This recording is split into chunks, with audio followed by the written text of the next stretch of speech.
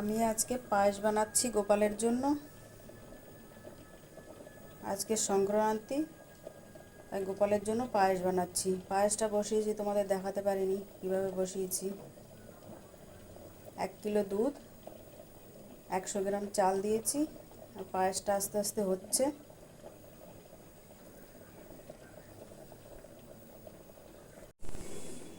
দেখো, বাদামটা দিয়ে দিলাম, কাজু বাদামটা।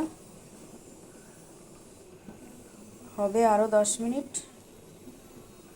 কাজু বাদামটা একটু সিদ্ধ হোক, তারপরে চিনি দেবো। চিনি তো দেবো না, মিষ্টি ভিজিয়ে রেখেছি, মিষ্টি দেবো। মিষ্টি দিয়ে পায়েস করব। তো পায়েসটা যত আমি নেড়ে চেড়ে দেবো তত সুন্দর হবে।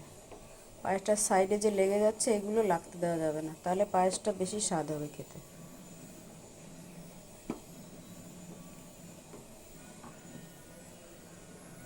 যত পায়েসটা নাড়া যাবে তত পায়েসটা তাড়াতাড়ি গাঢ় হবে।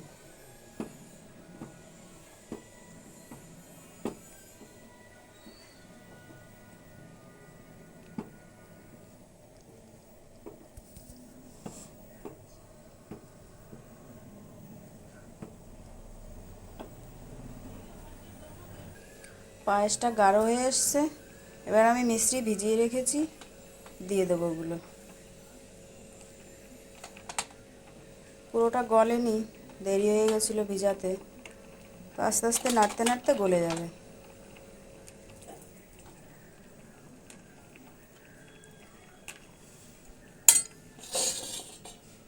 গোপালকে দেবো বলে গুঁড়ো করতে পারিনি, সেরকম ব্যবস্থা নেই আমার কাছে গুঁড়ো করার।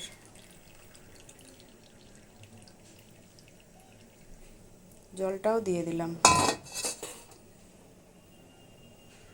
এবার এটা নাড়তে নাড়তে নাড়তে নাড়তে আবার মিষ্টির জলটা শুকাতে হবে।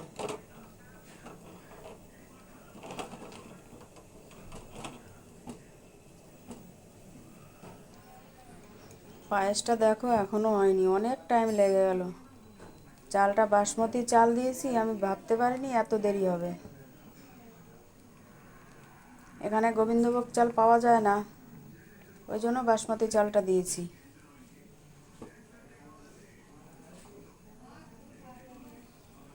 দেখো, পায়েসটা হয়ে গেছে। এবার উপর থেকে আমি কেশর দিয়ে দেবো।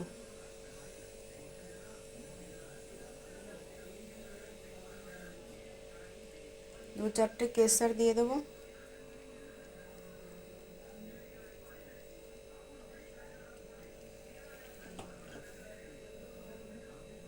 কেশর দিয়ে দিয়েছি, এবার নামিয়ে দেবো। 5 মিনিট পর আমি গোপালের ভোগ লাগাবো। একটু ঠান্ডা হলে গোপালের ভোগ লাগিয়ে দেবো। গোপালের সেবা দিচ্ছি। পায়েস